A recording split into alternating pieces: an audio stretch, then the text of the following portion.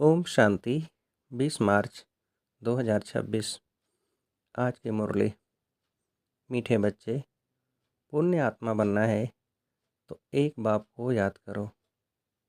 याद से ही खाद निकलेगी, आत्मा पावन बनेगी। प्रश्न: कौन सी स्मृति रहे तो कभी भी किसी बात में मूझ नहीं सकते? उत्तर: ड्रामा की बनी बनाई बन रही, अब कुछ बननी ना है। यह अनादि ड्रामा चलता ही रहता है, इसमें किसी बात में मूझने की दरकार नहीं। कई बच्चे कहते हैं पता नहीं यह हमारा अंतिम 84वां जन्म है या नहीं। मूझ जाते हैं। बाबा कहते मूझो नहीं, मनुष्य से देवता बनने का पुरुषार्थ करो। ओम शांति। बच्चों को ओम शांति के अर्थ का तो पता है कि मैं आत्मा हूँ और मुझ आत्मा का स्वधर्म है शांति। मैं आत्मा शांत स्वरूप शांतिधाम की रहने वाली हूँ। यह लेसन पक्का करते जाओ। यह कौन समझाते हैं? शिव बाबा। याद भी करना है शिव बाबा को। उनको अपना रथ नहीं है, इसलिए उनको बैल दे देते हैं। मंदिर में भी बैल रख दिया है। इसको कहा जाता है पूरा अज्ञान। बाप समझाते हैं बच्चों को अथवा रूहों को, यह है रूहों का बाप शिव। इनके नाम तो बहुत हैं, परंतु बहुत नाम से मूझ पड़े हैं। वास्तव में इनका नाम है शिव। शिव जयंती भी भारत में मनाई जाती है। वह निराकार बाबा है, आकर पतितों को पावन बनाते हैं। कोई ने भागीरथ, कोई ने नंदीगण कह दिया है। बाप ही बताते हैं कि मैं कौन से भाग्यशाली रथ में आता हूँ। मैं ब्रह्मा के तन में प्रवेश करता हूँ। ब्रह्मा द्वारा भारत को स्वर्ग बनाता हूँ। तुम सब भारतवासी जानते हो ना कि लक्ष्मी नारायण का राज्य था। तुम सब भारतवासी बच्चे आदि सनातन देवी देवता धर्म वाले थे, स्वर्गवासी थे। 5000 वर्ष पहले जब मैं आया था तो सभी को सतो प्रधान स्वर्ग का मालिक बनाया था। फिर पुनर्जन्म जरूर लेना पड़े। बाप कितना सीधा बताते हैं। अब जयंती मनाते हो, इस यानी 2026 में लिखेंगे 90वीं जयंती। 2026 में लिखेंगे 90वीं शिव जयंती। बाबा की पधरामणी हुए अभी 90 वर्ष हुए। फिर साथ साथ ब्रह्मा विष्णु शंकर की भी पधरामणी है। त्रिमूर्ति ब्रह्मा की जयंती कोई दिखाते नहीं है। दिखाना ज़रूरी है, क्योंकि बाबा कहता है मैं ब्रह्मा द्वारा स्थापना फिर से करता हूँ। ब्राह्मण बनाता जाता हूँ तो ब्रह्मा और ब्राह्मण वंशियों का भी जन्म हुआ। फिर दिखाता हूँ कि तुम सो विष्णुपुरी के मालिक बनेंगे। बाप की याद से ही तुम्हारी खाद निकलेगी।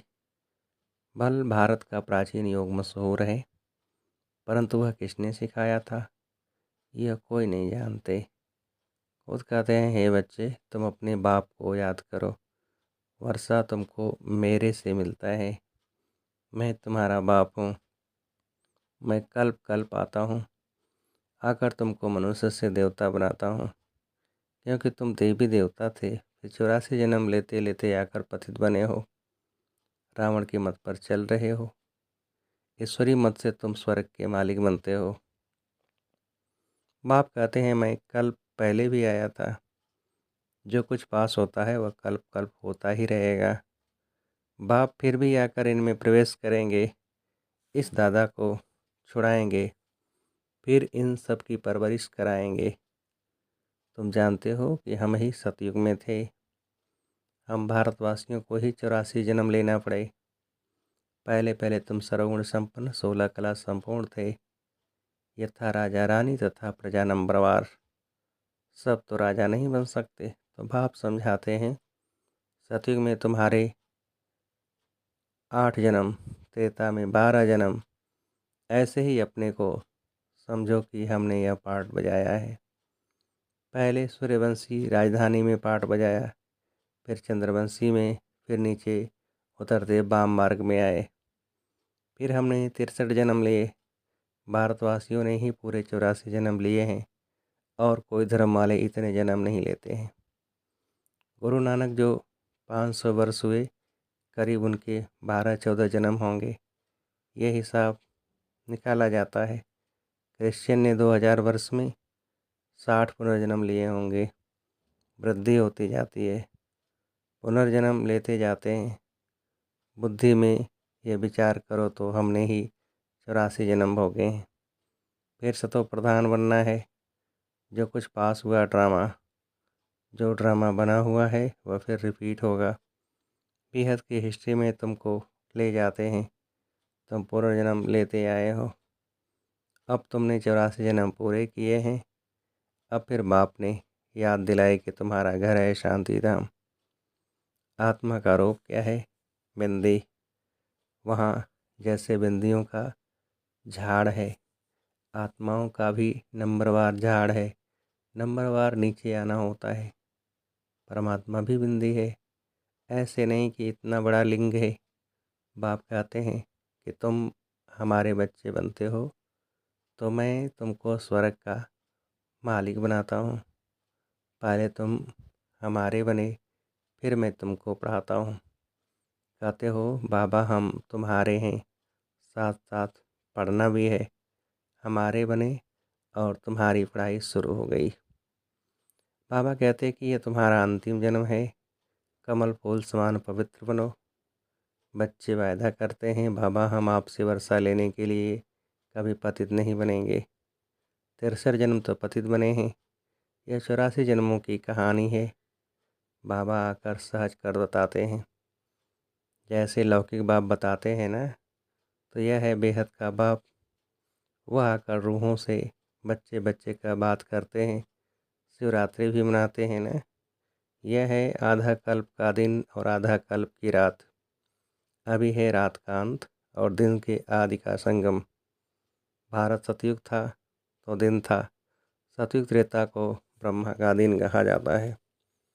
तुम ब्राह्मण हो ना। तुम ब्राह्मण जानते हो कि हमारी अवरात्रि है। तमो प्रधान भक्ति है। वह दर दर धक्के खाते रहते हैं। सबकी पूजा करते रहते हैं। टिवाटे की भी पूजा करते हैं। मनुष्य के शरीर की भी पूजा करते हैं। सन्यासी लोग अपने को शिवोहम का बैठ जाते हैं। फिर माताएं जाकर उनकी पूजा करती हैं। बाबा बहुत अनुभवी है। बाबा कहते हमने भी बहुत पूजा की है, परंतु उस समय ज्ञान तो था नहीं। फल चढ़ाते थे, रोटी चढ़ाते थे मनुष्य पर। यह भी ठगी हुई ना। परंतु यह सब फिर भी होगा। भक्तों का रक्षक है भगवान, क्योंकि सभी दुखी है ना। बाप समझाते हैं कि द्वापर से लेकर तुम गुरु करते आए हो और भक्ति मार्ग में उतरते आए हो। अभी तक भी साधु लोग तो साधना करते हैं। बाप कहते हैं कि उन्हों का भी मैं उद्धार करता हूँ। संगम पर तुम्हारी सद्गति हो जाती है। फिर तुम 84 जन्म लेते हो। बाप को कहा जाता है ज्ञान का सागर। मनुष्य सृष्टि का बीज रूप सच्चिद आनंद स्वरूप है। वो कब विनाश नहीं होता। उनमें ज्ञान है। ज्ञान का सागर, प्यार का सागर, जरूर उनसे वर्षा मिलना चाहिए। अभी तुम बच्चों को वर्षा मिल रहा है। शिव बाबा है ना, वह भी बाबा है, यह भी तुम्हारा बाप है। फिर शिव बाबा ब्रह्मा द्वारा तुमको पढ़ाते हैं। इसलिए प्रजापिता ब्रह्मा कुमार कुमारियाँ कहा जाता है। कितने ढेर बीके हैं। कहते हैं कि हमको डाढ़े से वर्षा मिलता है। बच्चे कहते हैं बाबा हमको नरकवासी से स्वर्गवासी बनाते हैं। कहते हैं हे बच्चे, मामी कम याद करो तो तुम्हारे सिर पर जो पापों का बोझा है वो भस्म हो जाएगा। फिर तुम सतो प्रधान बन जाएंगे। तुम सच्चा सोना, सच्चे जेवर थे। आत्मा और शरीर दोनों सतो प्रधान थे। आत्मा फिर सतो रजो तमो होती है, तो शरीर भी ऐसा तमोगुणी मिलता है। बाप तुमको राय देते हैं कि बच्चे मुझे याद करो, मुझे बुलाते ही हो ना कि हे पतित पावन आओ। भारत का प्राचीन राजयोग मशहूर है। वह जब तुमको सिखला रहा हूँ कि मेरे साथ योग रखो, तो इससे तुम्हारी खाद जल जाएगी। जितना याद करेंगे उतनी खाद निकलती जाएगी। याद की ही मुख्य बात है। नॉलेज तो बाप ने दी है। सतयुग में यथा राजा रानी तथा प्रजा सब पवित्र थे। अभी सब पतित हैं। बाप कहते हैं कि इनके बहुत जन्मों के अंत के जन्म में मैं प्रवेश करता हूँ। इसको कहा जाता है भाग्यशाली रथ। यह पढ़कर फिर पहले नंबर में जाते हैं। नंबरवार तो बनते हैं ना। मुख्य एक नाम होता है। बाप ने बच्चों को 84 जन्मों का राज अच्छी रीति समझाया है। तुम आदि सनातन देवी देवता धर्म के हो, न कि हिंदू धर्म के। तुम कर्म श्रेष्ठ, धर्म श्रेष्ठ थे। फिर रावण के प्रवेश होने से धर्म का भ्रष्ट हो गए हो। अपने को देवी देवता कहलाने में लज्जा आती है, इसलिए हिंदू नाम रख दिया है। वास्तव में आदि सनातन देवी देवता धर्म के थे। तुमने 84 जन्म लिए हैं, फिर पतित बन गए हो। 84 का चक्र भारतवासियों के लिए। वापस जाना तो सबको है। पहले तुम जाएंगे, जैसे बारात जाती है ना। शिव बाबा को साजन भी कहते हैं। तुम सजनिया इस समय छीछी तमो प्रधान हो। उनको गुलगुल बनाकर ले जाएंगे, आत्माओं को पावन बनाकर ले जाएंगे। इसको लिबरेटर गाइड कहा जाता है। बेहद का बाप ले जाता है। उनका नाम क्या है? शिव बाबा। नाम शरीर पर पड़ता है, परंतु परमात्मा का शिव ही नाम है। ब्रह्मा विष्णु शंकर का तो सूक्ष्म शरीर है। शिव बाबा का तो कोई शरीर है नहीं। उनको शिव बाबा ही कहते हैं।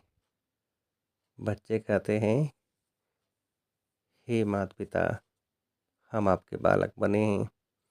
दूसरे तो पुकारते रहते हैं, क्योंकि उनको पता नहीं है। अगर सबको पता पड़ जाए तो मालूम नहीं क्या हो जाए। दैवी झाड़ का भी सैंपलिंग लगता है। हीरे से कौड़ी बनने में 84 जन्म लगते हैं। फिर नए सिरे से शुरू होगा। वर्ल्ड की हिस्ट्री जोग्राफी रिपीट होगी।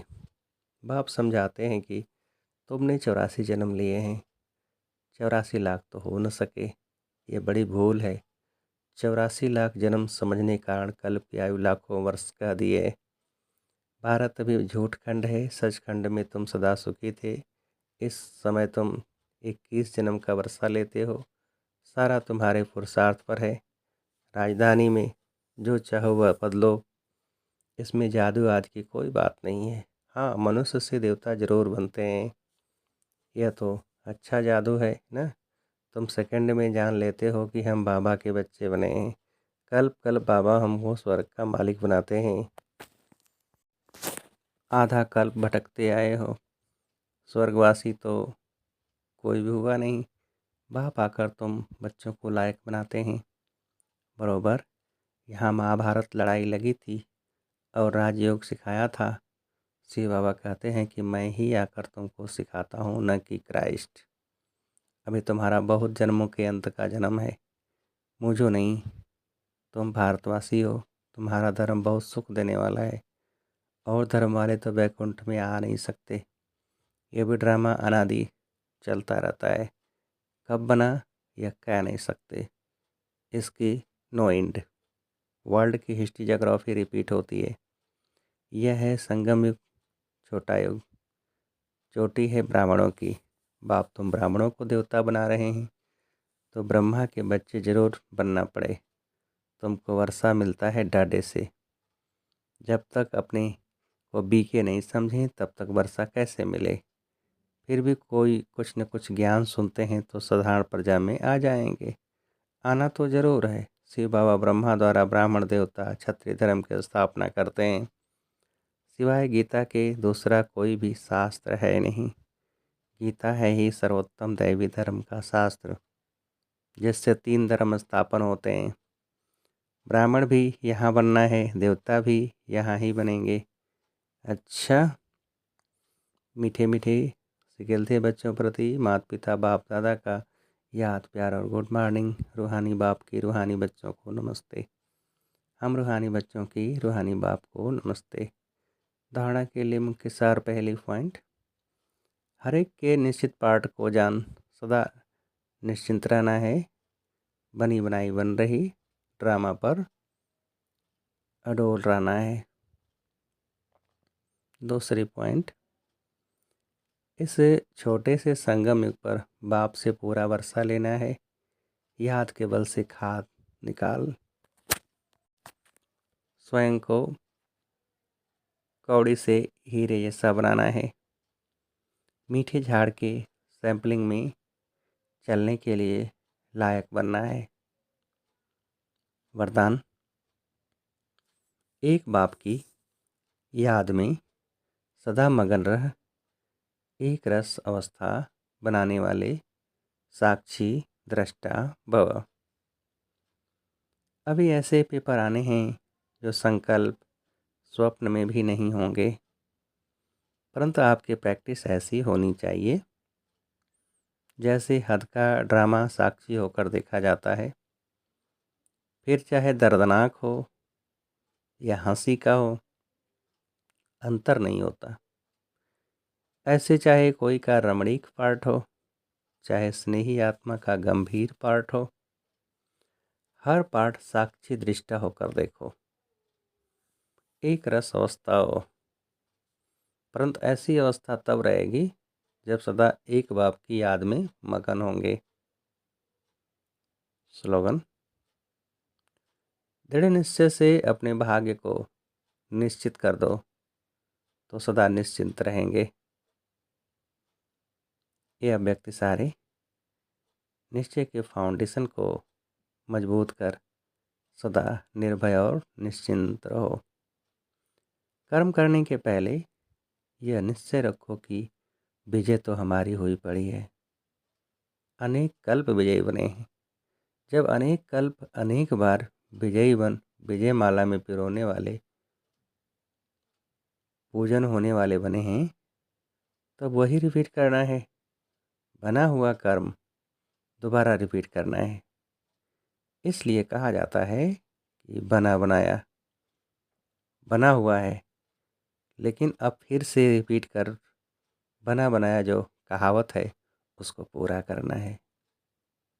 अच्छा, ओम शांति।